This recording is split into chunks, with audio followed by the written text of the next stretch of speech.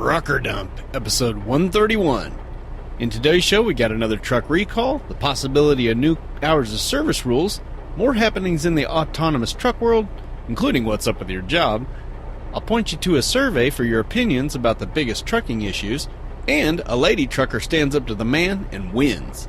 I discuss dash cams and a conversation I had with the Wida on Twitter. Trucker Grub's actually still a thing too. In the feedback section, we discuss private versus sponsored truck driving schools, we follow up with last month's Mad Gay Trucker, and obviously, Strawberry Jam. And for the main course, I do a review of the Trace ELD from FleetUp. This episode of Trucker Dump is sponsored by Classic Truck Insurance and Citadel Fleet Safety. Welcome to Trucker Dump, where you'll get one driver's insights and sometimes humorous views of truck driving and the trucking industry, and pretty much anything else he feels like dumping on you. This podcast is brought to you by AboutTruckDriving.com, resources to help you understand the world of truck driving through the use of stories and a pathetic attempt at humor. Hello, Trucker Dumpers! Well, bet you didn't come in expecting to hear Miss Doubtfire greet you today, did you? Well, she's in the house, so deal with it. Hey, for those of you new to the show, my name is Todd McCann. I'm your host. I'm an author of 2 trucking ebooks. One is called How to Find a Great Truck Driving Job. One is called Trucking Life. I'm also a 21-year trucker, and here's a fun fact for you. August is my birthday month. Yes, you heard that right. At our house, the evil overlord and I don't celebrate birthdays. We used to many, many years ago, but somehow or another got extended into a birthday week. This was all the evil overlord, by the way. And eventually it jacked all the way up to a birthday month. And this doesn't mean we, get gifts all month or anything like that. All it really means is like, if there's an argument, the person who it's their birthday month, they win. Or, if you're going out to eat or something like that and you can't decide where to go, well, birthday month person wins. So there you have it. August is my birthday month. And hey, did you know this? I just discovered this a couple of years ago. Well, one of these things. Did you know on your birthday that you can get a free Grand Slam breakfast at Denny's? Yes, I know it's not, the Olive Garden or something, but hey, it's a free Grand Slam dinner. I actually went in to get this. And usually it's just the dinner, and then they'll have you pay for the tea or whatever, whatever you're getting to drink with it. Well, I went in there and I couldn't remember what was on the Grand Slam actually. And I asked my waiter, I said, hey, are hash browns included in that? And he goes, no, they aren't. And I was like, darn. Okay, well, that's all right. And then I just ordered my meal. Well, he brought me out a meal and it had hash browns. I just pointed at him and he goes, yeah, I just threw them in. Don't worry about it. I was like, sweet, that's awesome. And, I sat there and waited for the longest time. I was watching some Netflix. They had free Wi-Fi. Man, it was fast too. It was like 20 megabits down. And I was sitting there watching some Netflix on my phone. Yeah, man, I probably sat there for like 4 or 5 hours. They didn't even care. They were like, yeah, that's fine, whatever. And I kept waiting for them to bring the check. And they didn't bring it. And I finally went up to the waitress. The waiter had gone home by then. The waitress had said, oh yeah, he put the tea on your meal too. And I was like, dang, completely free meal. So I left a nice tip and got out of there. But you know what? Earlier in the day, this is what I did not know. And I discovered it because I recently became a member of the Starbucks rewards group. Well, if you are a part of that group, I just got a message in my app that said, hey, you get a free birthday drink. And I was like, sweet. So luckily I ran across one that I could actually park at in North Platte, Nebraska, and went in there and I was like, well, what can I get with this? And she goes, anything you want on the menu. And I was like, anything? She said, anything. I was like, okay. So naturally, I know it's going to sicken a lot of you guys, but I got my normal drink of a white chocolate mocha with raspberry in it. Yes, I know that's a frou-frou drink, and I don't care because it tastes dang good. If you have not tried that, try it. Anyway, I got the big one because she said, why not? It's free. And I was like, sweet. So anyway, there you go for your next birthday. Check out Denny's, check out Starbucks. And hey, if you know something else that we can get for free as truckers, let us know about it. I always into free stuff. You know how I roll. Oh, and hey, I forgot to mention that I'm recording today in North Platte, Nebraska. Not that any of you give a lick. Anyway, I don't know why I like to tell you that. I think it just shows how we're rambling men. You know, we're all over the place, us truckers. It just, gives you a taste of where we're at all the time. I guess that's why I do it. I don't know why else. All right, let's say we get started with some news. I haven't heard from any of you about this, but how are you liking this news section when I just cover a little bit of news, just talk about it just a little bit, don't go into great depth? You like it? You not like it? Would you rather me do something else? Let me know. Send me an email, truckerdump@gmail.com. And I would really love to quit bumping my face against this pop filter. I don't know what's wrong with my face today. Is my nose getting long? Maybe I'm like Pinocchio. I don't know. All right, first story. Let's get the boring one out of the way, because you know what? Recalls are boring, right? Well, I found this on overdriveonline.com. More than 3,000 Kenworth and Peterbilt tractors are recalled. This is due to an ABS light issue. Basically what happens is your anti-lock brakes quit working, but the light does not notify you.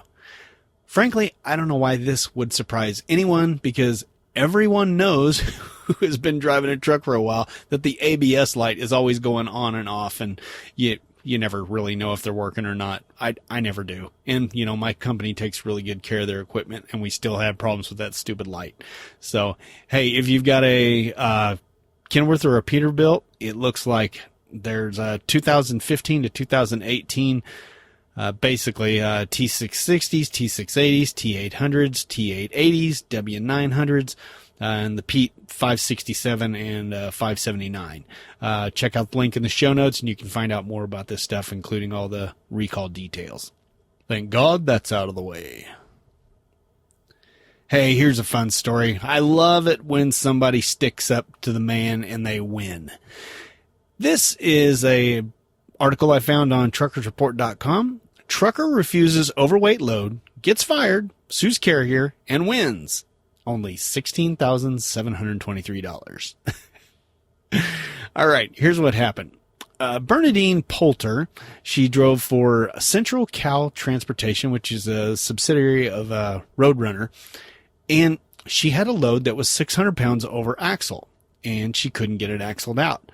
Well, her terminal manager just told her to deal with it. And you know what? She didn't do it. She was arguing back and forth with him about taking an illegal load, and she got fired over it. Well, good for her. She took it to court, and she won. She didn't win a lot of money, like say $16,000, but she got some back wages and stuff. And here's the thing: she got rehired. The courts forced Central Cal Transportation to rehire her.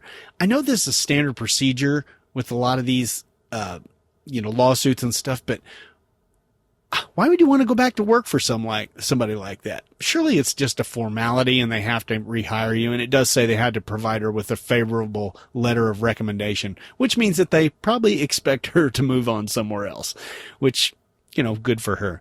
And you know what? We should all be standing up for stuff like this. I know there are times when you're just a little bit overweight, and maybe darn well you're not going through a scale, and there's not one along the way. That's really tempting, and quite honestly, I do that sometimes if I know I'm not crossing a scale, But quite honestly, those times are few and far between. Here's the way I look at it. I could take that load, and I would be illegal. Maybe I'm just over on one of the axles or something like that. But that does cause damage to the infrastructure, right?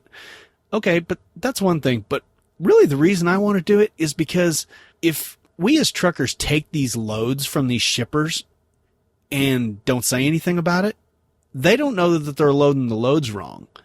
I go to this Sam's Distribution Center in where is that? Bloomington? Yeah, Bloomington, Minnesota, up outside the Twin Cities. And they're always overload me and stuff. And they're always surprised when I go in there and say that it's heavy on the rear. And they're like, really? I'm like, yeah, really? And they're like, oh, well, that never happens. And at first I thought, okay, they're just telling me that. But now I honestly think they think it never happens. Because you see, a lot of the loads that go out of there, you don't really have to cross a scale. They go into North Dakota, like to Fargo, and then up to Grand Forks, and there's no scales that way if you're heading out 94. So I think a lot of drivers just take it and, because they know they're not going to run across scales, so they have no idea they're loading trucks wrong. But I always take it back there because I like to, stick it to them and say, nope, fix it. Sometimes that backfires on me, honestly, but, hey, I feel like I'm doing my part. Anyway, congratulations to Bernadine Poulter for this win, and for a win for all truckers. Woohoo! Hey, you remember a while back when I was talking about Uber doing autonomous trucks and how they were just trying to take over the industry because they also have Uber Freight? Well, Uber gave up on the autonomous truck things, but you know what? It's not completely gone. They still have their Uber Freight things, so they're still going to try to do that. But even the Auto brand, which was the name of the autonomous division, it's not actually dead. I mean, Auto is, so to speak, but the head guy has gone someplace else and he started his own business. Honestly, I don't remember the name of the company, but they already have a bunch of funding and they are only going to concentrate on truck automation. So, well, it's not going away, unfortunately. And by the way, I found this article on overdriveonline.com. Check out the link in the show notes or at the end of the blog post. They're always down there. Oh, and hey, speaking of self-driving trucks, I found an article called Self-Driving Trucks Will Not Take Trucker Jobs, Says a Study. That's on truckersreport.com, link in the show notes. This was a study that was commissioned by the American Center for Mobility, and it was done by Michigan State University, who has a great reputation for traffic-type studies, and Texas A&M's Transportation Institute. Their study showed that they do expect autonomous vehicles to impact like taxis and other small vehicles. But for the most part, and this kind of surprised him, they don't think it's going to affect trucker jobs, at least not right away. That's because they don't really think the technology is going to be ready until like the late 2020s. And I've been saying this for a long time. I didn't think it was going to be like 5 years down the road or anything like that. So they're looking at, maybe 8 to 12 years, somewhere around that, around the end of the 2020s. I didn't think that it was going to be ready that soon, and that's what they're expecting. Who knows, like with this guy from Auto took off on his own and he's got lots of good funding and stuff. Maybe they'll get that done sooner, but I don't know. I just don't see it. Right now, what they really expect is for all of this technology to go towards driver assist stuff, things like automatic braking and, lane control and stuff like that. That would be awesome in my opinion, cause hey, as a trucker, you might drop your coffee, and you go for it real fast without even thinking. And then next thing you're plowing into the back of somebody, and that's not good. Well, if a truck can see that and stop for you, that's great. Obviously we want to keep our eyes on the road, but you are a trucker. These things happen. Your attention gets attracted by the seat covers next to you or something like that. Not that I would ever do that, but you get the gist, right? Anyway, they did say that they only checked out for the next decade through the 2020s. They expect the 2030s to be a lot different and maybe some retraining going on with truckers because they expect more truly autonomous trucks to be on the road and actually taking the place of drivers. Now, I was thinking about this and I thought, what would be totally awesome if they could get these simulators working really well and just every trucker just had to sit in their house, in maybe a corner of one room or whatever, and they're in their little driving simulation, and I could sit there and drive for 10 hours or 11 hours, and, I could do everything from cameras on the actual truck, and, I could just be controlling it as I'm going down the road, kind of like they do drones. They fly them from hundreds of thousands of miles away, and it's just, they can do anything they want with it. Although, I understand a drone, it's really hard to hit something up in the air, but, I was thinking that would be really freaking cool. I don't expect it though, because the simulators pretty much suck. Anyway, check out the link in the show notes to this study. All right, what do we got next? In this current environment, there is a lot of disagreement about politics.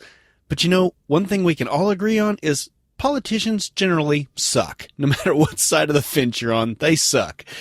So, this next set of stories actually gives me a little bit of hope. And this has to do with, of all people, the FMCSA. This is a series of stories. One of them was a Truckers Report. Actually, it was all over the place, but the ones I took was from Truckers Report and the other two from Overdrive Online. Check out the link in the show notes for those. Basically, what happened is in mid-August, Ray Martinez, the new FMCSA administrator, head dude, whatever they call him, he made a point that he wanted to see rules changes. And he was like, I really want to focus on making these changes. And, he sounded so sincere and everything. And he's like, everywhere I go, I talk to truckers and they're talking about flexibility and we really want to do something about this. And I thought, yeah, okay, whatever, well, just like a week later, he releases another statement that says, hey, we're putting out a pre-rule change, which basically all that means is it's just an announcement saying we're going to change the rules and get ready for it. That's all it's basically saying. But, hey, great. He's moving on it, but I still don't really trust it, Then like a week later, he releases another statement, and they're actually taking comments from drivers now on the new hours of service proposal.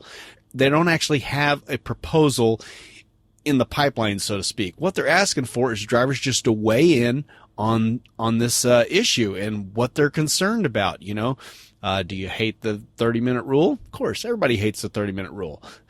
I don't think I've ever taken one where I haven't come back and been more tired and not want to drive. But anyway, of course, there's the 14-hour rule that's under scrutiny. They're also talking about the split sleeper berth, trying to give us more flexibility there. And they've even talked about extending the hours of service, whether that be just like a flat, extra 2 hours, or whether they're going to do like this 3-hour pause in the 14-hour rule like they were thinking about doing. So there's a lot going on.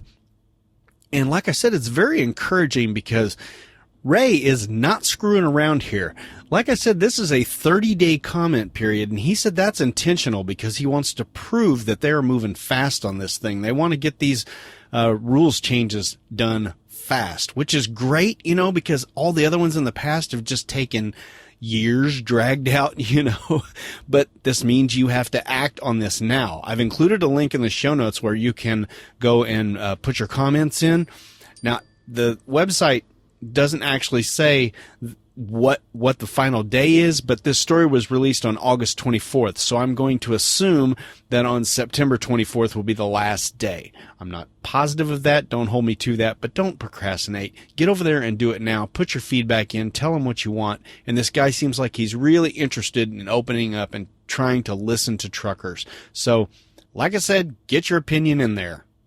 Again, links to the articles and the commenting page is in the show notes. And if you didn't get to enter your comments in time because you didn't listen to this podcast until after September 24th, well, that just serves you right for putting off the Trucker Dump podcast. Shame on you, you sinner. Well, dang it, I did it again. Sometimes I quote movies and people don't understand that. And because they know I'm a Christian, they think when I say call him a sinner that I'm being condescending. That's not what it is. That's a quote from Tommy Boy. Relax, people. Relax. And hey, while you're on the web giving your opinion, why don't you go to the show notes and click on the link in there for the article called ATRI Seeks Feedback on Top Trucking Industry Concerns. This is from overdriveonline.com. And this is basically, oh, by the way, the American Transportation Research Institute. That's what ATRI stands for. And they are seeking feedback from truckers on what the biggest industry concerns are. So go over and check that out. That shouldn't take long to fill that out. Link in the show notes to the article and the survey. Hey, we aren't quite done with the news yet, but let's take a quick break. Hey, have you checked out the Escort Mobile Emergency Fob from Citadel Fleet Safety yet? Well, if you haven't, you should head on over to citadelfleet.com and check it out. What this is a little key fob-sized device that you can wear on your belt, on a wrist strap, or on a lanyard around your neck. And basically, you just push and hold a button for a couple of seconds and it connects you with an emergency dispatcher. And this is not 911. Now you might be thinking, hey, I got my phone for 911, right? Well, here's what I've been thinking. You know, if somebody is to, say, mug you, what are they going to do? Leave you with your phone? No, they're not. They're going to take your dang phone along with your wallet and everything else they can get a hold of. But you know what? If they ask what's around your neck, you can say, oh, no, don't take that. That's my medical emergency device. They'd be like, oh, okay, well, hopefully they'll have a heart. And, they'll let you keep it. As soon as they're gone, ring the little button, get their butt in trouble. Get your stuff back. So, that's a practical use for it. Another thing is you don't always have your phone with you. You're walking around the truck doing a walk around inspection, or maybe you just need to run to the truck stop real fast. Maybe you slip and fall. Maybe you're having a heart attack. Hit that button. They have call centers in 3 different areas for redundancy. So if one of them happens to be down for a storm or whatever, you're set. It's going to go to somebody else. The advisor is going to figure out what you need and send them. If they can't figure out what you need because you can't speak, they're going to send everybody. So that's great. The Escort is designed to stand up to a trucker's rough lifestyle too. You can bang it up against all kinds of stuff and you'll be fine. And it can handle extreme temperatures. It can even handle being submerged in water for a little bit if you drop it in the toilet. Oh, I hate fishing that kind of stuff out. Not that I've ever done that. Thank God. It's super reliable, too, because it works on the AT&T 3G network, which covers pretty much every place in the United States. It's got GPS, so they always know where you're at without you telling them. And if you want, you can have the Escort track you so your family always knows where you're at. They can report back to them through a website. Again, that's optional if you like to wear little tinfoil hats. The Escort is dead simple to use, too. Just pull it out of the box and it's ready to go. But what's even more awesome or coolisher about Citadel Fleet Safety is that they've given you, the Trucker Dump listener, a discount. Normally, the Citadel Escort retails for $29.95 a month, but you're going to get it for $22 a month. Now, that's for the lifetime of the device as long as you own it. How cool is that? To claim your discount, head on over to citadelfleet.com. In the upper right-hand corner, click on Customer Login, then click on the Trucker Dump logo, and then enter the password Trucker Dump, all lowercase, all one word. Voila, you got your discount. And peace of mind to boot. So again, that website is citadelfleet.com, or you can give them a call at 800-269-5905. Or check out the links in the show notes. And thanks to Citadel Fleet Safety for sponsoring this episode of Trucker Dump. So back to the news. Okay, now here's a story that's going to bring about debate, and it has been for a long time. So heads up, I want to know what you guys think about this, because honestly, I'm not really sure what I think about it. All right, I found this article on overdriveonline.com. Following the U.S. House, senators file bill to allow under 21 interstate drivers with extra training. Okay, I think I've spoken about this before. I am torn about this, honestly. I've got that old feeling that, if someone can fight and die for our country as an 18-year-old, they should be able to handle a truck. But, okay, let's go beyond that cliche. Let's just look at the situation here. An 18-year-old can drive a semi within a state as long as they don't cross state borders. Okay, fine. But you have to be 21 if you want to cross state borders. Okay, so help me to understand this. Say a driver is 18 and he can drive in Chicago because he's in Illinois. He can go all the way down to Springfield, he can go all the way down to East St. Louis, back up and drive through all those rural conditions, but also the urban areas like Chicago, and take all those tight turns and everything. And we can trust them to do that. But we cannot let them go across the border into Gary, Indiana, heaven forbid, because that would be wrong. They would be totally unsafe right across that border. I don't understand this. I never have. It makes no sense to me. If we're going to trust an 18-year-old to drive in all of our local cities and highways, then why aren't we willing to trust them in another state? I don't get this. If somebody can explain it to me, please do. truckerdump@gmail.com. I want to know. Send me an audio comment preferred, but I'll take whatever because I just don't understand this rule.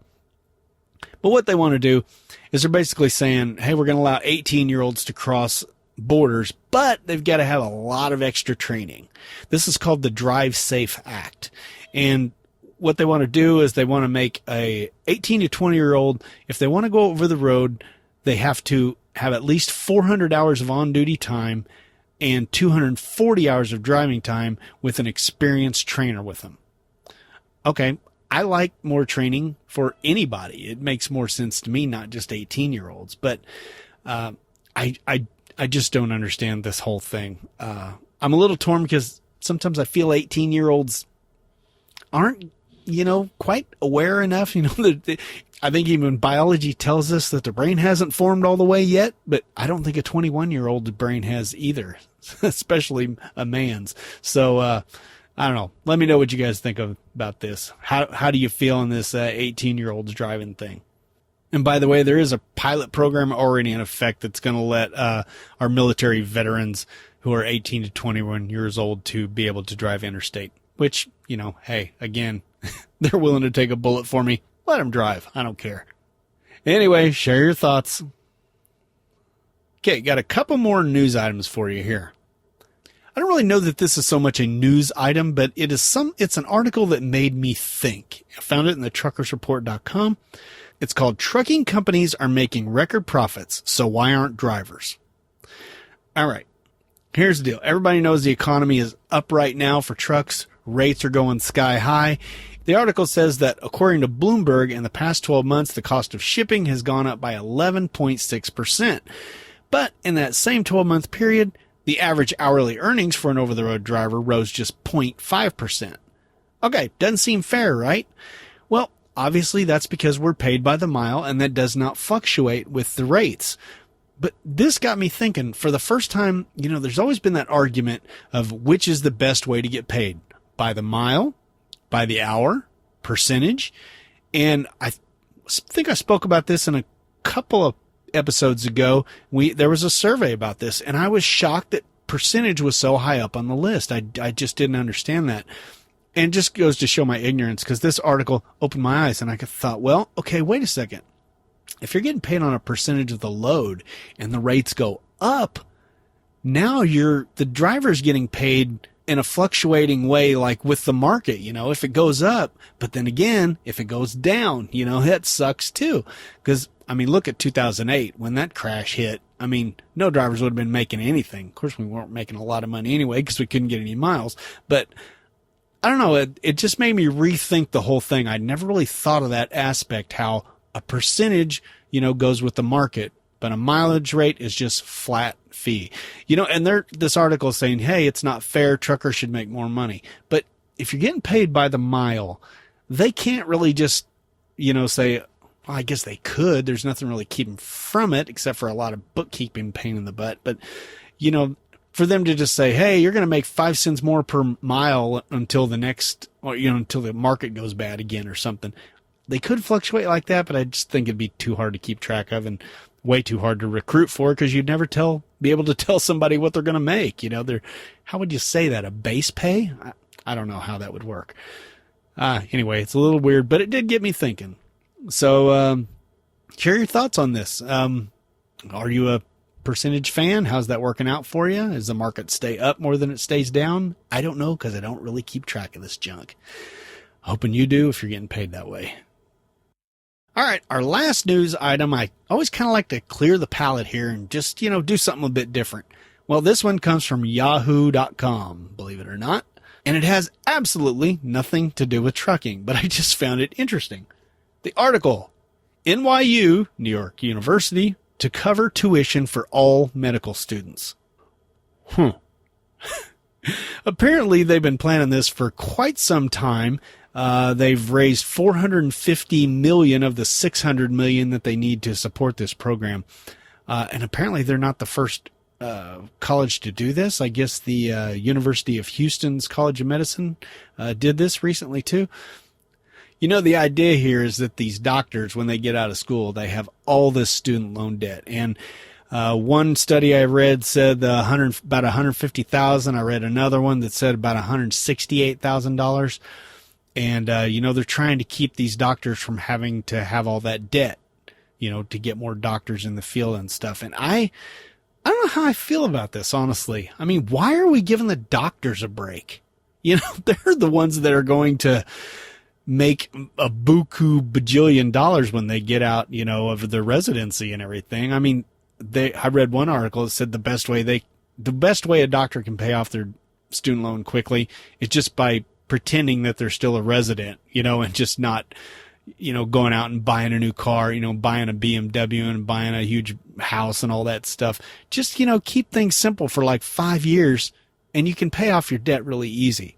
But, if they're going to do this for medical students, why not do this for nurses or, accountants?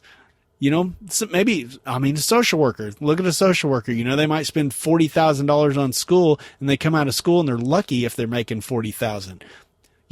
Making $40,000 and trying to pay off $40,000 worth of student loans is a lot different than having $150,000 worth of student loans and making $150,000 a year. Because you can really just live halfway frugally as a doctor and you can pay off that debt a lot quicker. But that $40,000 for that social worker is never going to go away. You're going to be paying the full 30 years on that sucker. Anyway, I don't know how I feel about this totally, but hey, I guess the biggest thing you can take from this is if you've always thought you wanted to get out of trucking and you thought you were meant to be something bigger, I don't know, a doctor, for instance, why not go to school? You can get it for free now, right? Well, it's not quite that easy. Apparently there was 6,000 people who applied for it and there's only 102 spots this year. So, well, you could try anyway, right? Of course, you'd have to live in New York and that would really suck. But hey, it is ranked the third best medical school in the country. So anyway, if you want out of trucking, go to medical school. Get it for free. Heck, we don't even get truck driving school for free. Hey, this part is spliced in because I talked to the evil overlord about this article and she was telling me that apparently they're having a hard time getting medical students nowadays because the millennials are so lazy. Now, that's some article she read. That's not just her opinion, but, millennials do have that reputation that they don't want to work hard at anything. And, well, medical school is pretty dang hard, basically 12 years of hard work. So if that's true, maybe that's another reason why they are offering this free schooling. It would make sense. So thanks to the evil overlord for straightening me out, if that's really what's going on. Hey, we've got a trucker grub coming up, but first, I wanted to discuss a couple things that happened to me recently. I don't even know if I remember to mention this, but I think it was in July. We had a driver appreciation day for my company at one of our terminals, and I went there. It was our main terminal, and I got a chance to sit down with some state troopers, got a chance to sit down with some bigwigs with the company, the safety director, and talk to them. And I think I made some good points. For instance, my company was not planning on doing anything about this the new rules for the personal conveyance. They just like the way they have it set as is. And I was sitting there at a table with the safety director and two state troopers, and I explained to him that it was silly not to take advantage of the new rules. And I said, what do you think, guys? And the troopers go, yeah, seems all right. Seems like the guy's right. And my safety director looked at me and he goes, okay, well, maybe I'll relook at that again. I thought, woohoo, awesome, But anyway, that's not really what I wanted to talk about here. I did get a chance to talk to him about something else, and that was dash cams. I asked him if he ever thought they were going to get dash cams. Now, I think I mentioned on here before that I've said before that I'm not a fan of dash cams at all, because I think that a lawyer can take whatever they want out of that video and they can find something you're doing wrong no matter what and label you as a bad driver or a reckless, habitual reckless driver.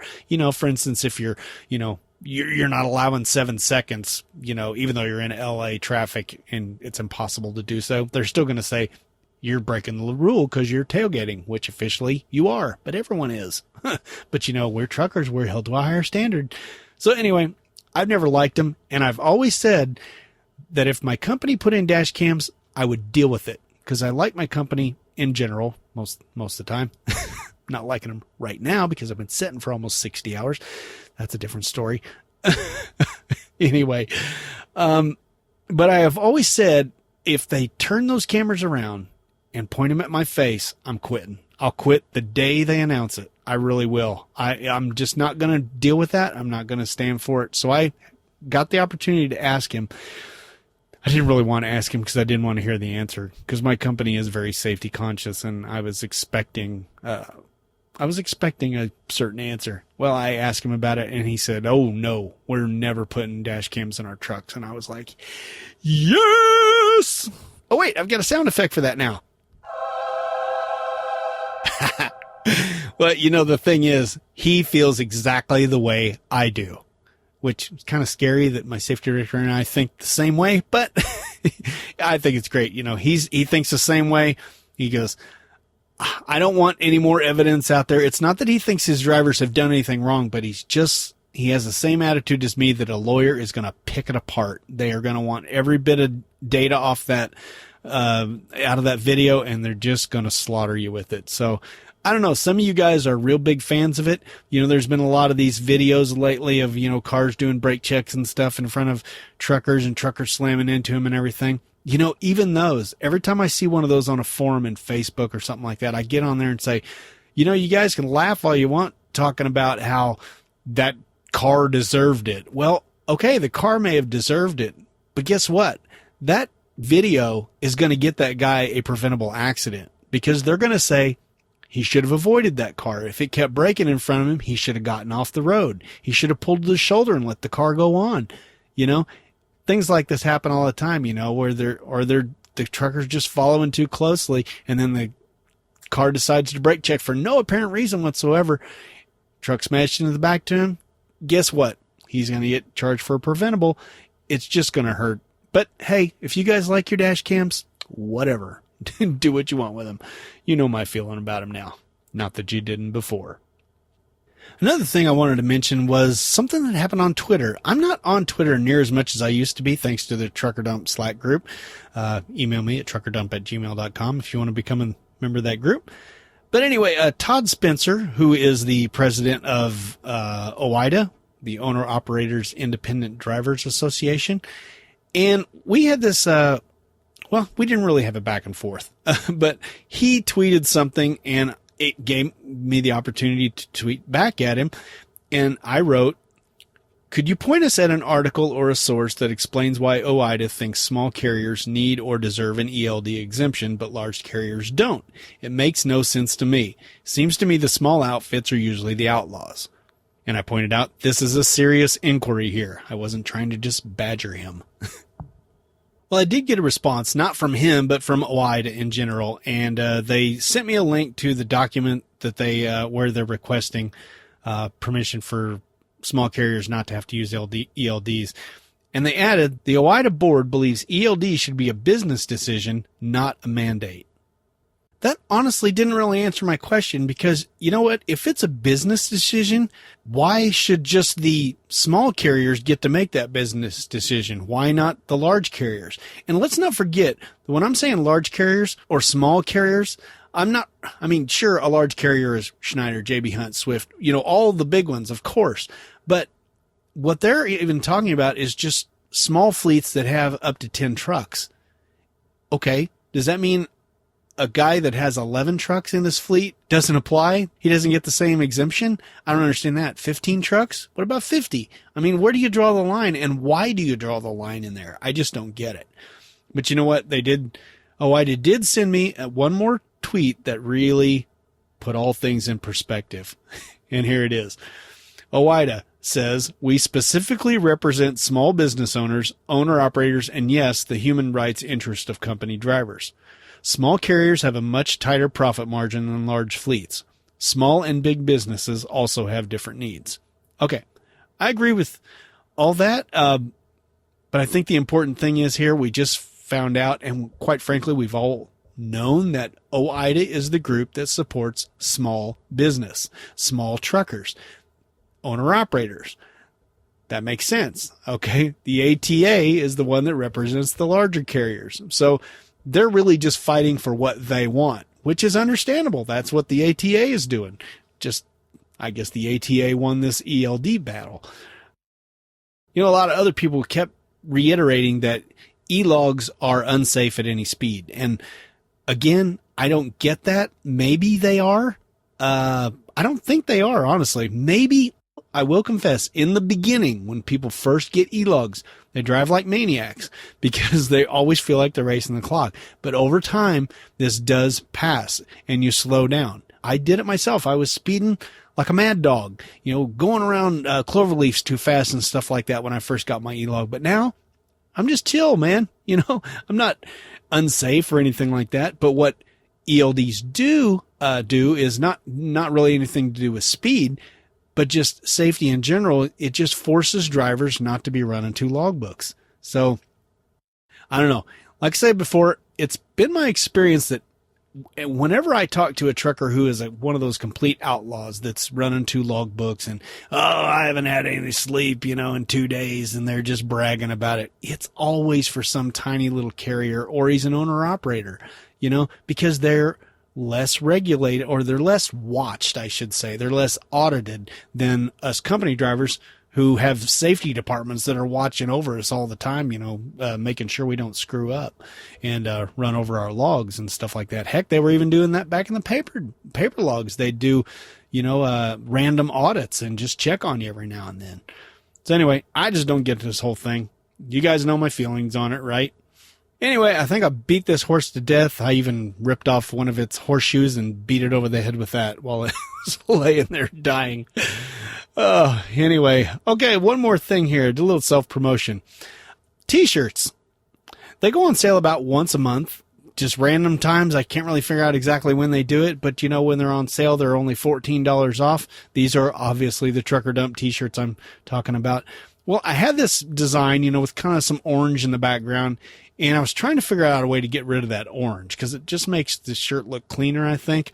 So the orange background is still available, but I made a new design that I think some of you might like. It's the same basic, you know, Trucker Dump logo, but it just doesn't have that orange behind it. And it still looks good on black or white or whatever color you want to get. So you can head to tpublic.com. Well, actually, don't even try that. Just use the link in the show notes because it is impossible to find anything on that website. I don't know what it is. You can type in my name. You can type in Trucker Dump and nothing. It still doesn't pop up. I guess I just haven't sold enough shirts yet anyway. But anyway, I'm wearing mine right now, as a matter of fact. And by the way, if you want to know when these sales are, the best way to do that is to probably just follow me on Twitter. I'm at Todd McCann over there. That's 2 D's, 2 C's, and 2 N's. Or you can join the Trucker Dump Slack group by emailing me at truckerdump@gmail.com. I always announce it in there when I see that it's going on sale. And I also put it on Facebook. Links in the show notes to all this stuff, obviously. Hey, one last bit of self-promotion. Wow, I almost said pimping. You know, the people at Truckers Against Trafficking are really trying to get the word pimp out of the vocabulary of Americans, and I am famous for doing it. I'm always saying I'm pimping this or I'm pimping that, and, you know, pimping is not a good thing, especially when it comes to trafficking. So I'm trying to eliminate that from my vocabulary. Anyway, this is some self-promotion. I have been able to work out a combo deal on my website for my ebooks, both of them. Normally they're $9.99 a piece. That's if you buy them separately, it's $19.98. But you can save 25% off if you buy both of them. And this is only available on my site, so you can get both books for $14.98. So if you've ever considered getting the books, now's a good time to do it. I don't know how long this will be up. Quite honestly, probably forever. The main reason I put them here instead of Amazon or whatever is because Amazon caps me out. They say you cannot charge more than $9.99 for a book. And I was just going to make one giant ebook that included both volumes in it. And I would have only been able to charge $9.99. I didn't think that was fair. So I'm doing this all on my site. I don't have any of your information. This goes straight through PayPal. It'll actually take you to PayPal's website, and then PayPal will send you back And you'd be able to download a Kindle version or an iBooks version, an EPUB, which you can, basically any reader will read that. So anyway, if you're interested in that, it's abouttruckdriving.com/combo. And you can check that link out in the show notes, of course. But hey, it is a little bit harder to get your, downloading from my website. It's just a little bit harder to get the book on your device. It's much easier if you go through Amazon, and you just click a link and it downloads through your Kindle app or whatever. Same with iBooks. It just pops in there automatically. But hey, it's a little more work, but I would appreciate it if you'd go and buy the combo pack. But hey, if you just want to get one of the books by itself, Amazon, iBooks, Barnes & Noble, wherever you buy your ebooks, have at it. Okay, enough self-promotion. Let's say we get on with some trucker grub. Give us a bottle of your finest champagne, 5 shrimp cocktails, and some bread for my brother. What's that? Sushi. Sushi? Boy, some chicken wings have really hit the spot. This is a tasty burger. Don't play with your food, eat it. Well, if you're a fan of the Trucker Grub segment, you can thank Dustin Socher for keeping it alive for now. Dustin's a new member of the Trucker Dump Slack group, by the way, as is new members Nick and Bolt. At Bolt, we'll hear from him a little bit later in the feedback section. Again, truckerdump@gmail.com to join that group. So what you got for us, Dustin? What is going on, Todd, and all you trucker dumpers out there? Hope everyone is well. Hope your loads are getting loaded very quickly. Hope you're getting a lot of miles. Just hope everything's going well for you in the trucking world out there. Well, as I'm sitting here waiting to get loaded in Baton Rouge, I just wanted to make a recommendation for the Trucker Grub portion of the podcast. Now, both of these locations they kind of fall into one, but they're both in Albuquerque. And the recommendation is Garcia's Kitchen and also Old Town Albuquerque.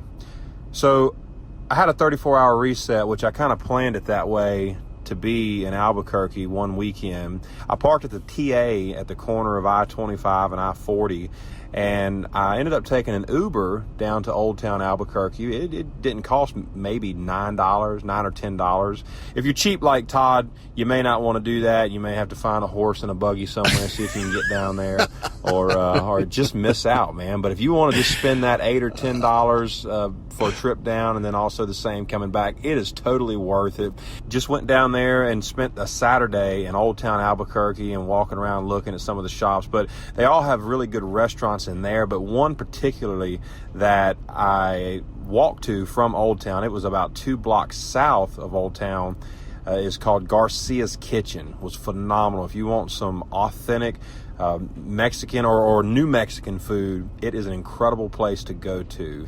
It was super cool and nostalgic also, and it's kind of a staple of Albuquerque too. It's got a cool history behind it also. But from the time I ordered, I ate in the restaurant, and I also took a to-go order because I was just being a piggy and I wanted to pig out on some food either later that night and also for the trip when I left out the next day. Understandable. It took maybe 20 minutes from the time I walked in the door to the time I walked out, if that, 30 tops. So if you make it down there, I don't think anything on the menu looked like it was bad. I ended up having the tacos, and I ordered something else that I cannot pronounce, so I'm not going to try, but it was really good. It had this red sauce, and it was a New Mexican specific dish, specific to New Mexico, and it was really good also. So again, I don't think you're going to go wrong with anything on the menu. Man, just go check it out.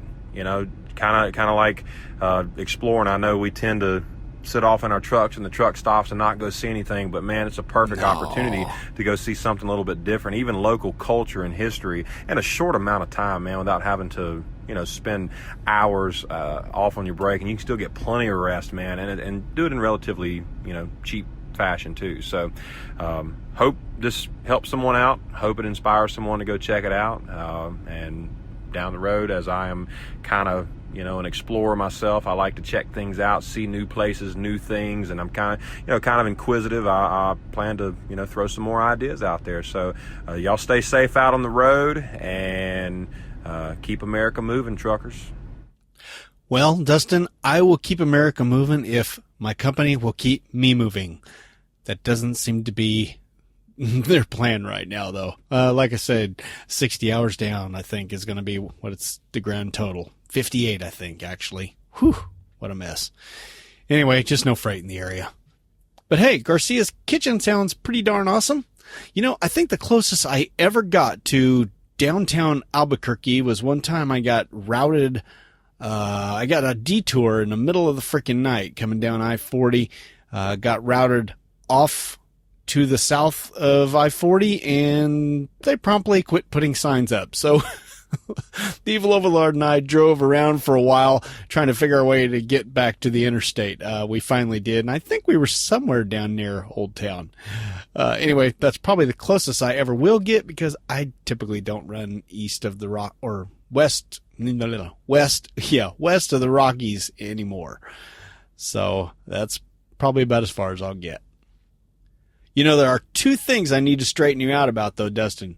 First, I don't need a horse and buggy. I did pay for a lift to get me and my nephew to the water park that day. It was a bit painful for me, but it was a lot cheaper than a cab, and it was a pretty good experience. I think I talked about that in a past episode. And as far as Mexican food, well, you know what? I don't have to worry about getting authentic Mexican food, because I get it where everybody else does. Taco Bell. All right. If you want to send in a Trucker Grub segment, I would really appreciate it. Audio is preferred, of course. Send that to truckerdump@gmail.com and we'll get you on a future show. And thanks again to Dustin for sending this in. Good job.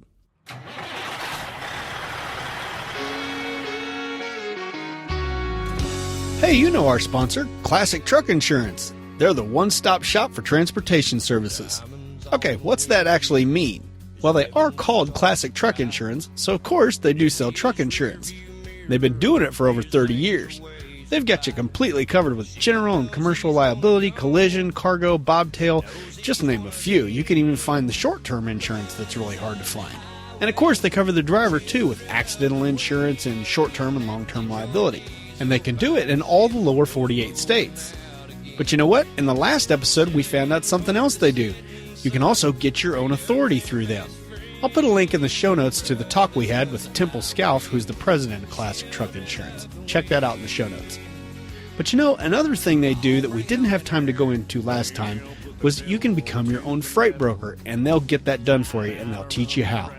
Here's a quote from Temple from the last interview after it was over and we were still talking. I started my own brokerage and ran it, and so I know I've turned every nut and bolt on it, and I know what it takes. I know what the bond's all about. I know what the contingent insurance is all about. I know what kind of contracts that shippers give brokers, and what kind of a carrier contract that you have to have in order to give a motor carrier, and then the pricing lanes, and how do you do the how-to.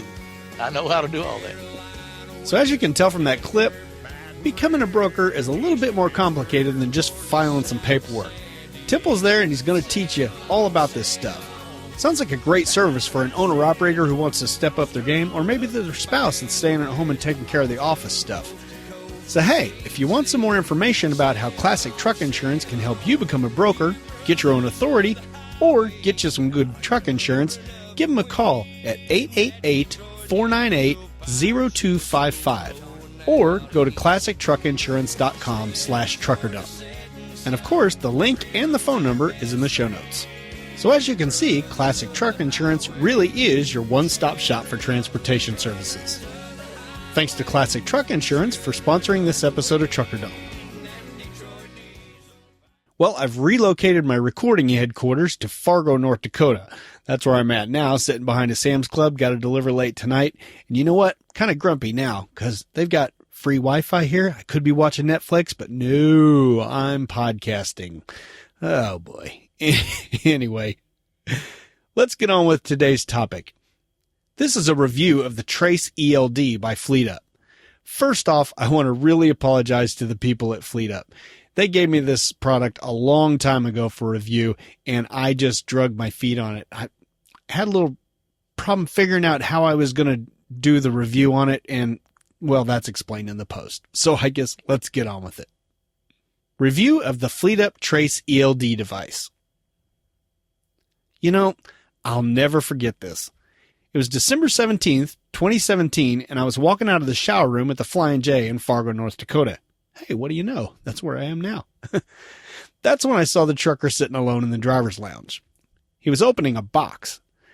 What was that look on his face? Horror? Disgust? Fear? My guess, it was probably a little of each. You see, he was opening a new electronic logging device, or ELD. Nothing like waiting till the last second, right? As we all know, the ELD mandate started the next day. Now, I'm sure many of you went through the exact same emotional trauma. Those of you new to ELDs have had them in your trucks for over 8 months now. By now, you've had plenty of time to figure out what you like and dislike about your current setup. Is it hard to use? Is the software confusing? Does the hardware feel cheap and flimsy? Well, perhaps you should have a look at the Trace by FleetUp. FleetUp sent me a unit for testing, and I've been using it for about 3 months. Well, sorta. You see, I learned a valuable lesson here. I am never going to test another ELD unit. But before you go thinking that's a slight against the Trace, let me explain. All right, no one likes disclaimers, but I feel I need to for this review. You see, in order to truly put an ELD through its paces, you need to have both the software and the hardware plug-in device. Without the plug-in device, the software can't tell when the truck is moving. And since that's the very purpose of ELDs, well, you see the problem. So as you've probably already guessed, I did not have the plug-in device. Now, FleetUp wanted to send me one, but unfortunately, I wasn't going to be able to install it because I'm a company driver. My safety department said that I couldn't install it. Their big reason was that another e-log device running would mean that I was running 2 logbooks. And I guess that's a good point. Last time I checked, that was still illegal. Of course, there is the added problem that my company doesn't even allow me to put stickers in the windows, let alone install an electronic device that hooks into the truck's computer. Yeah, like that's going to happen. To remedy this problem, Kimberly, one of my contacts at FleetUp, installed it on her personal vehicle. Now, this obviously wasn't ideal, but we did what we had to do and worked around the issues as best as possible. So now that you have that frame of reference, let's move on. The Trace device itself is impressive. It's a 7-inch tablet with a bright orange case surrounded by a thick black bumper. I couldn't believe how heavy this sucker was when I first picked it up. It feels like a tank could run over it, and the Trace would just taunt it with a neener, neener, neener as it rolled away with its turret between its legs. A second disclaimer. Hey, if you're lucky enough to own a tank, please don't actually try this. But please do invite me for a ride along. Please, God, let there be live ammo. Not only is the Trace on the case, hey, I'm a poet. Not only is it really thick, but part of the weight comes from the metal strip on the back that sticks to the magnets on the mounting bracket. The design works perfectly despite its heft. The first time I used it, I didn't get the mounting bracket suction cup attached to the windshield sufficiently, and it popped off in transit. The whole thing, tablet and mount, went crashing to the floor. When I reached down to pick it up, they were still connected. I'm telling you, the magnet on this RAM mount is so powerful that I'm pretty sure I saw a 747 lose some altitude when it flew overhead. What? It could happen. The screen on the Trace is super bright. Only in the harshest of direct sunlight did I have any problem seeing what was on screen. Now that's just par for the course with mobile devices. It's both dust and water resistant and can be submerged in up to 3 feet of water for 30 minutes. Not that I can ever see any scenario where you'd want to do that. Besides, as heavy as the Trace is, it'd drop you like an anchor if you tried to snorkel with it. There's a 13 megapixel camera with flash LED on the back, a power button, volume buttons, a headphone jack, a return button, a SIM card slot, a micro SD card slot, a USB-C port for charging and data transfer, and a cool SOS button that'll automatically dial a pre-programmed phone number. Cool. And you know what? There's one more button that for the life of me, I couldn't figure out what it does. All these ports and buttons have covers over them to promote the dust and water resistance claims. Battery life will last a couple of days if you don't have the screen on the whole time. But honestly, if you're using it on an amount, you might as well leave it plugged in.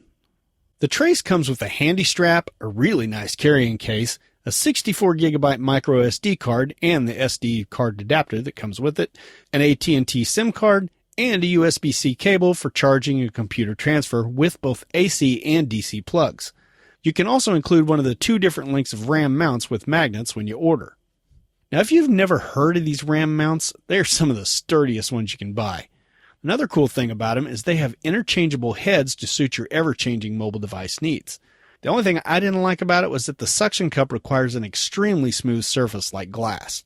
I wanted to install it on the face of my dashboard, but even though none of the surfaces on my dash are very coarse, the RAM mount was having none of it. Once you get good suction on the windshield, though, the Hulk would have a hard time ripping it off. Let's talk about the software now. You know, I've always been a huge fan of the color orange, so I was tickled orange, you see what I did there, when I powered up the trace to discover a bright orange screen appear. A quick swipe up on the screen reveals 4 app icons: FleetUp HOS, FleetUp Camera, Cam Scanner, and TeamView Quick Support. We'll get back to these apps in a second. And by the way, I knew to swipe up because it said right on the screen. Another nice touch is that it includes the tech support email address and phone number right on the main screen. No more plummeting to the depths of a website to find out how to get help. Woohoo! The software seems plenty snappy. When it comes to software, there are few things more frustrating than slow, laggy software. I should know. The PeopleNet e-logs my company uses are on a Samsung Galaxy tablet, and it sometimes takes 3 to 4 seconds for anything to happen after you touch the screen. Not always, but sometimes. But you know, that causes a lot of misclicks, and that's just gross. Not so with the Trace. You touch it, and it immediately responds. One thing I really like is that the Trace is literally just a tablet running Android. While the FleetUp apps are front and center, just behind the scenes you can install whatever apps you want on the device. For instance, FleetUp is working on a navigation solution, which I'm not sure is ready yet. I'm waiting to hear back from them. But for now, you can download Google Maps or any of the truck-specific GPS apps you favor, and it'll run it just fine. You can even install games and social media apps. It's basically a multi-use device that you can use for both business and pleasure. Now, just don't nod off if you're using it to read in bed, because that Trace is so heavy, if it falls on your head, you're going to wind up with a concussion. Seriously. It's a beast. All right, let's get on with the apps. The FleetUp HOS is the e-log app. It's FMCSA compliant and can even do IFTA fuel tax automation and reporting. Cool. Although I don't really know what that is, but it sounds cool. No, I've heard this is actually a pain in the butt, so it's cool that it does this. It also claims to be the only e-log system with the voice assistant. I have to say that while the voice is way more robotic than Apple Siri or Amazon's Alexa, it's still extremely helpful when you're first getting started with the app. Not only will the voice assistant walk you through the setup process, but it'll also warn you when you're about to run out of hours. One thing I was especially grateful for was how it kept reminding me to fill out my DVIR each day. That's the Daily Vehicle Inspection Report. In my defense, it was easy to forget when the DVIR was due based on how Kimberly was driving, not me. Remember, she had the hardware device. It's also good to know that the voice assistant will only speak up if you're about to screw up. It's also great to know that you can disable the voice once you feel comfortable that you know what you're doing.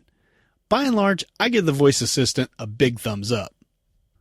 Okay, there's 2 main sections in the FleetUp HOS app, status and logs. First, the status screen is where you'll find your typical e-log graph like our old beloved paper logs. You can also select a calendar to see previous days, and one tap will show you your 8-day recap. You know, I love that calendar feature. On my PeopleNet e-logs, I cannot go back even one day to see what I did, you know, like what time I went to bed the night before or something like that. It just doesn't work that way. I hate that. So this calendar feature was really cool. Okay, on the e-log graph, you'll see 2 lines. The first is a green line that takes the place of your ink pen, indicating what you've been up to, and there's also a vertical red line that indicates where you need to stop driving. First, you'll see the red line where you need to take your 30-minute break after 8 hours of working. After that, it'll readjust to your 11 or 14, depending on how crappy your day's been. Now, I never got to the 70-hour warning, but I'm sure the red line will warn you when that's coming too. Now, I did see some goofs in both the red line and the green duty line every now and then. At one point, I even had a diagonal green line going backwards from the sleeper berth line to the driving line. Hey, maybe I'm a time traveler and just never knew it. I've got a screenshot of that diagonal line. It's pretty funky. By the way, you probably ought to just head over to abouttruckdriving.com and type in the search bar TD131 and check out this out. There are screenshots of this app, of all these apps, and the trace device itself. You know, I also had some other scripts where the red line wasn't placed correctly. Now, honestly, I chalk both of these malfunctions up to trying to share a vehicle with Kimberly. I'll explain that here in a second.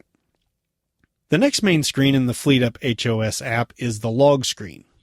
The log screen is what you see when you're driving. You'll see 4 different colored circles that count down the time available on your 8, 11, 14, and 70-hour clocks. Again, I had some goofs with these too, but I wouldn't worry about it too much. Again, I'll explain that. You'll also see where you can log a yard move or personal conveyance.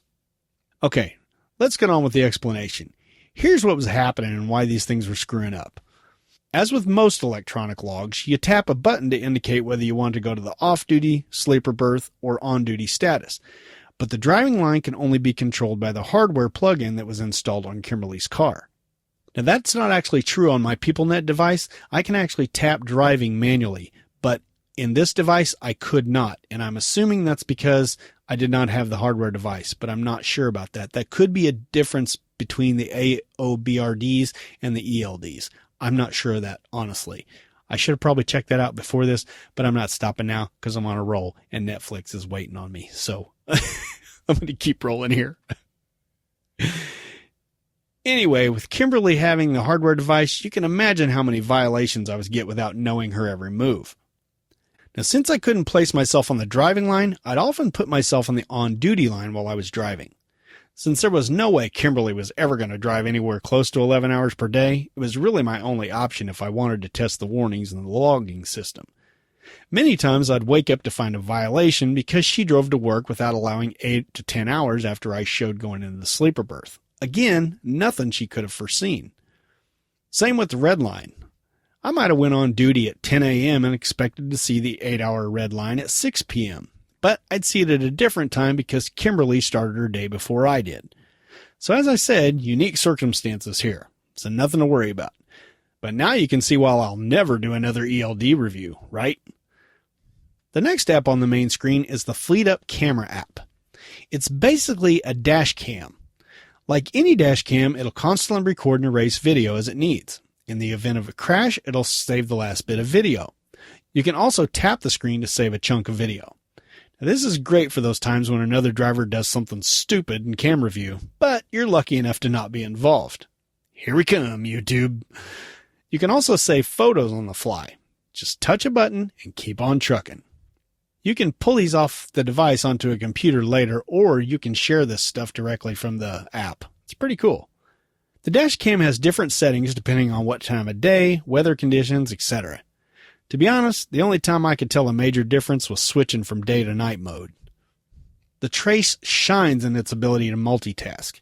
You can run the dash cam in the background while the e-logs are still doing their thing, or you can put the dash cam on screen the whole time. And if you want to save the battery, you can kill the screen and both apps will continue to work in the background. The only problem I had with the FleetUp camera app was finding a good position for the tablet on my dash. Now, I really hate to have anything on my dash that blocks my view of the road. And that was a problem with the shorter RAM mount they sent me. As I mentioned earlier, the suction cup wouldn't stick to the vertical face of my dashboard, so I had to mount it on the windshield on my far left where the glass was closest to the edge of the dash. Due to the location of the camera on the back of the device, the only way I could get the camera to peek over the dash without obstructing my view was to put it in portrait mode, that's vertical, with most of the device below my dash. I've included a shot of how I had it mounted. It was actually nice to have the device out of my way, but it was awkward to use the e-logs with my left hand. Good thing it has a magnet. You can just rip it off there and do everything you want with your right hand if you got a bunch of stuff to do on there. Again, none of this would be an issue if you don't mind mounting it on top of your dash. Or perhaps the longer RAM mount might do the trick. I don't know. All in all, it's not a deal breaker. Now, listeners of this podcast might be thinking, hey, Todd doesn't even like dash cams, so why is he promoting one? Well, you're correct. I'm not a fan. That's a whole other topic that I kind of went into earlier. But if you are, the trace makes a good one. The third app on the main screen is the Cam Scanner app. This app is great for scanning your documents electronically, such as bill of ladings and receipts. This is perfect for the slob who uses his dash as a filing cabinet. Get rid of all that paper, man. That's nasty. Besides, DOT loves guys like you.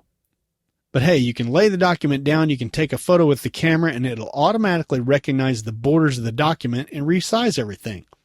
If it's off a bit, you can easily adjust the edges. It'll then process it to make the text clearer and show you the results. If you don't like those results, you can alter the contrast with some additional settings. It's super easy. Now that the document is to your liking, you can easily share it, or multiple documents for that matter, via email, messaging apps like WhatsApp, or social media apps like Facebook and Twitter. You can even annotate the document if you have an app called EndNote installed. I believe that app's also made by FleetUp. With EndNote installed, you can draw lines, circles, arrows, and make handwritten notes to bring attention to something on the page. Nifty, huh? Pretty sure that's a free app too. Another cool feature is the Recognize button. Tap that and it will automatically OCR the document. Yeah, that's a fancy term, OCR. It stands for Optical Character Recognition. In simple terms, it recognizes words in a photo and saves them. This makes it much easier to search for a document later. Maybe you can't remember what folder you saved a scanned document to. But if you know you're looking for the inspection form you got from the Oklahoma State Trooper, all you have to do is search for one of the words you know will be in the document, such as Oklahoma. Voila! Found it! There's also a little button that says Note, which enables you to type a message that'll be attached to the document. For instance, if a paper receipt you scanned only says miscellaneous $15, you can type a note saying the fee is for parking. Now, before we move on, let's all have a moment of silence to curse the truck stop owners who charge for parking. Okay, let's get on with the fourth and final app on the main screen. It's the TeamViewer Quick Support app. TeamViewer is a nice app to have if you're having issues with your trace. When you start a TeamViewer session, someone from tech support can remotely access your device. They can either control the device themselves or they can watch what you're doing to see how you caused the problem. Either way, you can feel comfortable about it because you can still see everything that's happening on screen. Now let's hope you never have any problems with the Trace or the FleetUp apps, but this is technology after all.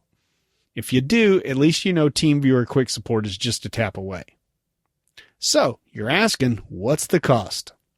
Well, the price of the Trace is $683, which, honestly, seemed a bit steep to me at first. But then I remembered that this is a multi-use device. You can use it as a logbook. It's also a dash cam. It also makes for a great large-screen GPS navigational device. You can read ebooks or listen to audiobooks or podcasts on it. You can even play games on it. Basically, you can download any Android app as long as you've got the space on the micro SD card. Although I will point out that there are monthly data allowances in the plan to watch. Stay tuned for pricing on those. And let's not forget that the Trace is a highly ruggedized device. In the event of a nuclear holocaust, I'm guessing that the Trace would probably still be humming right along while you're being vaporized. So here's the question. Can you buy a 7-inch Android tablet, a GPS navigation device, and a dash cam for $683? Well, possibly, but why not have one device instead of three? The RAM mounts are $70 for the longer one and $60 for the shorter one. There is a monthly fee of $25 for using the FleetUp software on the Trace. Now this again I'm not quite sure of because I haven't heard back from them yet. I was told it includes 500 megabytes of data usage, but the website actually says 1 gigabyte, and since I talked to them so long ago, I'm guessing it is now 1 gigabyte. Anyway, just head to the website and check that out if you're interested. There'll be a link in the show notes, and you can find out more about it. There are additional plans if you're planning on being a data hog. But you know what? There is no hardware needed, actually. One thing I want to point out is that you can use the FleetUp apps without spending $683 for the Trace. If you already have an iPhone, iPad, or Android device, you can download the FleetUp apps for free and only pay the $25 per month per device. So for instance, let's figure out some costs here. If you had 3 drivers with 3 devices, the cost would be $75 per month. That's $25 per device times 3 people. But if you were running 3 team trucks, you'd have 6 drivers instead of 3. Each individual person is only $10 per month. So in that case, your monthly bill would be $75. That's 3 drivers with 3 devices, plus $30, $10 for each surplus driver, for a total of $105 per month. That's not bad for 6 people, I think. So here's the summary. We all heard about the 120 ELD going away. My guess, this is just the first of many companies that won't make the cut. I'm no fortune teller, but I don't think FleetUp will be one of those companies. I could be wrong, but they just seem to have their crap together. If you go to their website, you'll see they got a lot going on over there, not just this ELD device. The fact is, the Trace is a solid piece of hardware with the ability to take the place of multiple trucking-related devices, and it's easy to use thanks in part to the voice assistant. The monthly cost seems to be in range with other ELDs, and FleetUp is actively developing and supporting their products and services. They were always very responsive when I had a question or any problems with the device. Or if I was just being stupid and couldn't figure something out, they were always there to answer my questions. And remember, the software is actually free to download if you already have a mobile device to put it on, so you don't have to buy the Trace. So in the end, the only thing you really have to worry about is dropping the Trace on your foot while wearing flip-flops. Oh.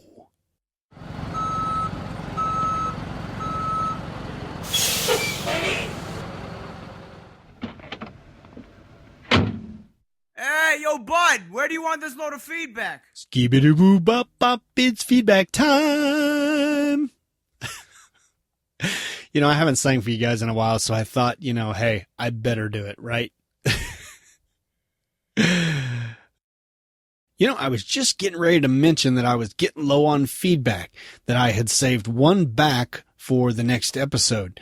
But then just as I did, it looks like Nick just sent me a couple of more. Let's see, one of them is Trucker Grub. Oh, good, we got Trucker Grub next month again too. And another one is, just a general feedback. So that's cool. And we will hear from Anthony next month, which is one of the oddest questions I've ever got. And honestly, one of the hardest questions I've ever had to answer. So stay tuned next podcast for that one. We're not going to have time for it today, though. So let's start out with David. We've been hearing from David the last few episodes. He's becoming a regular on the show. This one is, sometimes you just having a bad day, and it just kind of makes you feel happy when someone else has a really bad day, and you're thinking, hey, I'm not alone out here. Well, if you're having a crappy day, you're going to like David's story. He says, "Greetings, Todd. I thought I'd write in once again and talk about jam." Okay, this is going to make sense here in a second. He says, "We're all familiar with traffic jams, but you also mentioned raspberry jam," which I did, by the way. He says, "It's okay, I guess, but the seeds get stuck between your teeth. I once made a dental appointment only to have the seed come unstuck with floss. I thought I had a loose filling. Nope, for me it's definitely strawberry. Smucker's strawberry with lots of fruit. Now, if you can get blackberry jam, that stuff is to die for. Well, I get jam of all kinds, like I mentioned out here. I've had plum, I've had blackberry. Actually, I prefer preserves of anything, which, yes, I know does have seeds in it, but that's just how I roll. So there you have it. Anyway, he goes on and says, "So, I had a jammy experience in the truck also. I'm going to work loading all my gear and groceries into the diesel unit. I forgot about 1 jar of strawberry jam. Yeah, Smucker's strawberry, obviously. My favorite, teetering on top of the counter behind the driver's seat. I have an International LT. And so the predictable thing happened. With the truck running and vibrating, it fell and smashed on the step. Yes, the step to gain access to the upper bunk. So now I have jam and broken glass on the floor where I walk around on bare feet. I carefully cleaned up the glass and jam, then stepped out of the truck and took what was left of the jar and wound up and threw it over the fence. That should be that, right? But no. In throwing the jar, I managed to spin the thing and it sliced my finger open. Ooh, ow. I told the boss. He said it was karma. I said no, it was actually strawberry. Smucker's strawberry. I think I threw a knuckleball when I should have thrown a fastball. So anyway, that's my jam story. Apparently, I need to wear protective equipment even while loading the fridge. God bless Driver Dave. All right. Well, there are messes in the truck that are really, really bad. I think one of the worst ones I ever had was a jug of milk. I had like a gallon of milk. It slipped out of my hand, and before I knew it, it was all over the bunk. And, well, when you're going to be on the road for another 2 weeks or something like that, milk can get pretty raunchy by the time you get home. Of course, I'm not going to stop at a truck stop and wash it because that costs money. And, I like money. I like to keep my money. And I don't like those nasty truck stop washing machines either. So anyway, David, thank you for sending in your note. I do appreciate it. Next is not actually a bit of feedback, but it came from last episode. If you remember right, Coheed 619 fan was the gay trucker who took major offense at me using the words gay agenda in one of my early podcasts. And he actually must have still been listening because he heard what I said in the last podcast, and he responded to me through email, which I really appreciated. We had a nice back and forth. I think him and I are probably never going to agree on certain things, but at least I think he understood where I was coming from. Not a place of hate or anything like that, but just in this case, a place of ignorance, quite honestly. And he pointed out that the reason he had such a problem with the words gay agenda, which I started out by pointing out that the word agenda basically just means a plan. Everybody has a plan. The NRA has a plan. Christians have a plan. Gay people have a plan. To get equal rights and everything. Nothing wrong with that. I'm just saying it's a plan. Heck, PTA members have a plan. They go in trying to make things better for their kids at school. Agenda is just a word. But he pointed out to me that agenda is not just a word when it comes to the gay community, that he has been oppressed by mostly religious people all his life, which is why he came after me so strong. But he says, they use that word gay agenda in a very derogatory way. And I'll have to say, I honestly didn't know that. So I will try to refrain from using that term in the future. Like I said, we're still never going to agree on a lot of these things, but we did have an understanding. And I think in our email conversation just kind of stopped. It's kind of a weird place. But anyway, he did actually take the review from a 1-star and put a 5-star on the podcast. So I appreciate that. The review is still there saying that I'm an ignorant bigot, but I guess that might not be able to be changed. I'm not sure. With iTunes, you might be able to change your rating and not your review. But anyway, I appreciate him jumping me up to a 5-star, and I hope he's still listening out there. If he still is, I hope he is. So anyway, I think that came to a good conclusion. He saw where I was coming from. I saw where he was coming from, and we're understanding now. I think that's the way, man, life could be great if everybody did that, wouldn't it? But what are you going to do? You have crazy people out there. All right, let's hear from Bolt next. If you remember right, Bolt wrote in the last podcast in the feedback section and had just been introduced to the show, and he was talking about getting ready to go into the trucking career. So he was asking some questions about another author, Brett Aguila. I'm probably pronounced that right. Is it Aquila? I don't know. Truckingtruth.com. Anyway, this time he says, I've really been enjoying the podcast. I have a job near where I drive around most of the day and have been listening to them. Since I'm getting ready to go to school, I was thinking if you could do a podcast for guys like me.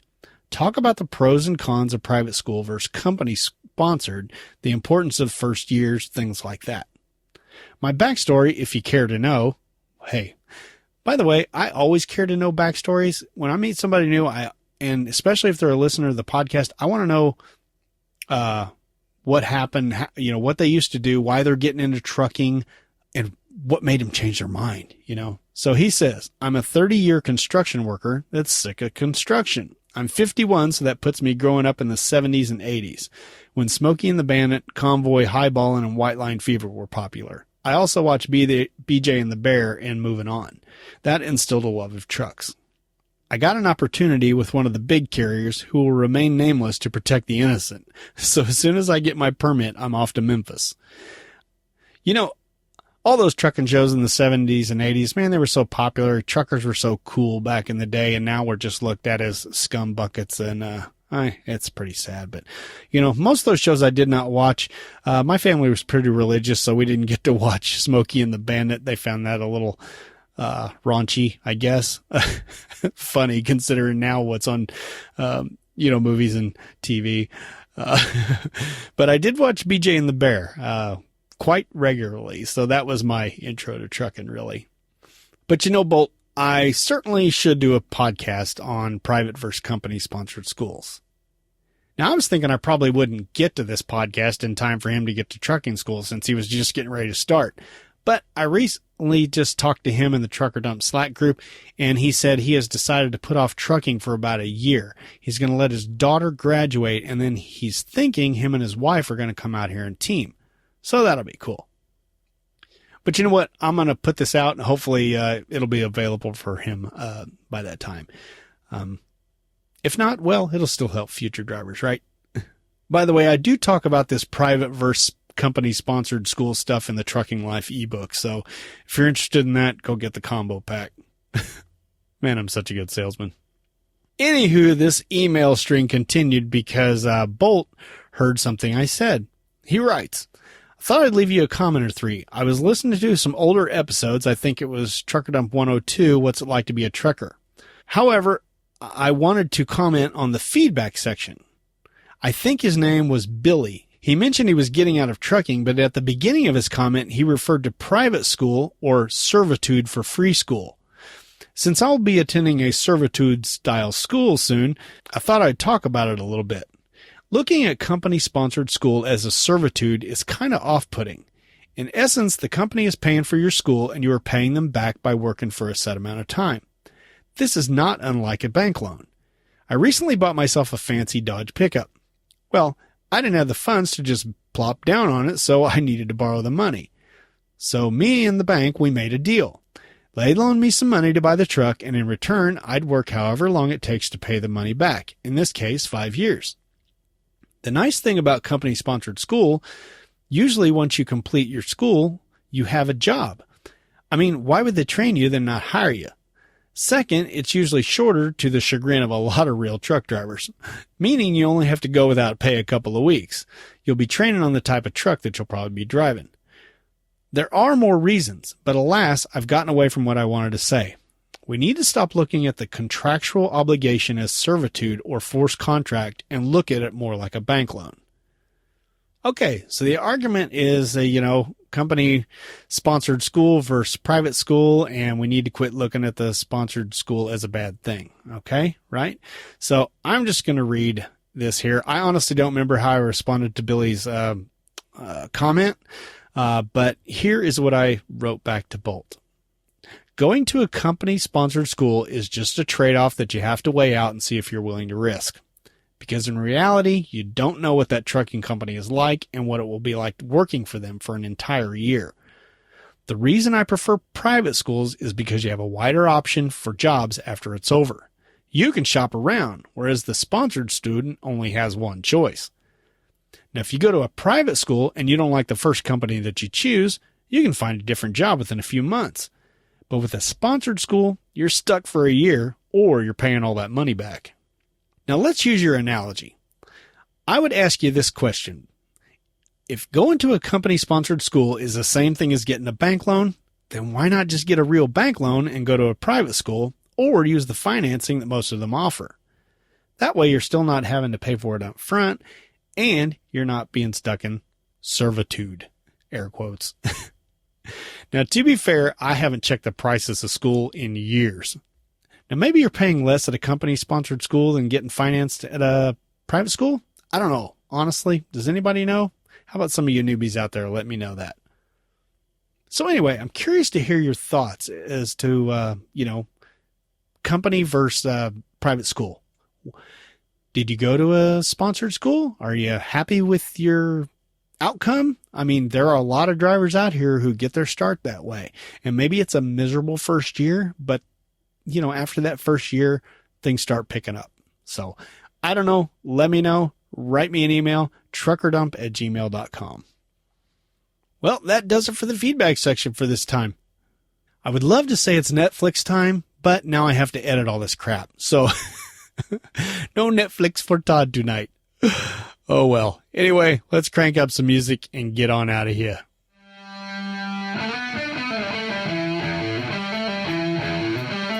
So, do you have any experience with the Trace ELD tablet or the FleetUp software? Write in and tell me how it's going. Or maybe you have a question or a suggestion for a future topic. Or maybe you just want to say hi. Seriously, I'd love to hear from you.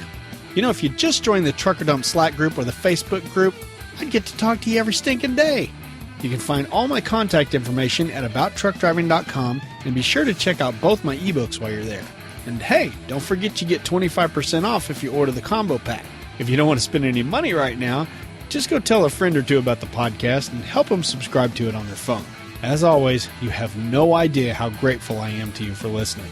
So until next time, drive safe and stay out of my way. Where am I? Where's my story? I can't find it.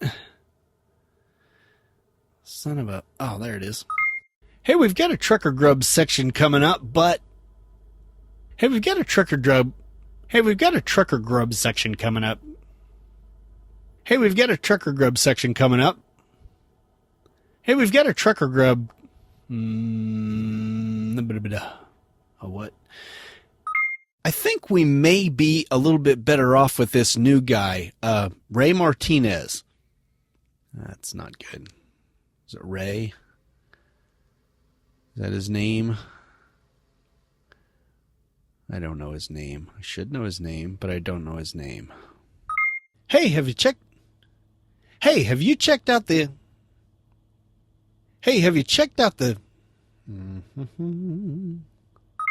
Well, if you're a fan of the Trucker Grub segment, you can thank Dustin Soche.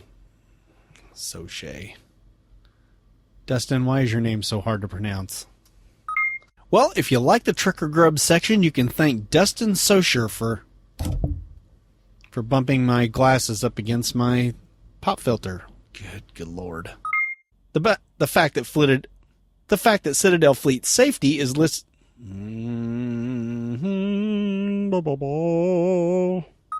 The first time I used it, I didn't get the mounting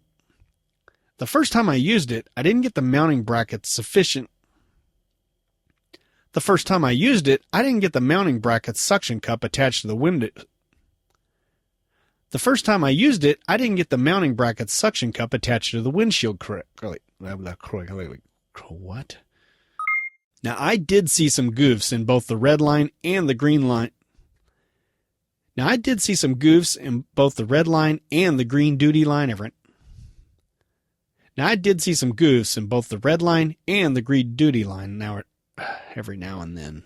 What am I saying? Pew, pew, pew, pew, pew. Oh my God, what am I doing? What is happening? What is happening? What am I doing? Link in the show notes in the article. Link in the show notes to the article and the commenting area. Link in the show notes to the... What am I doing?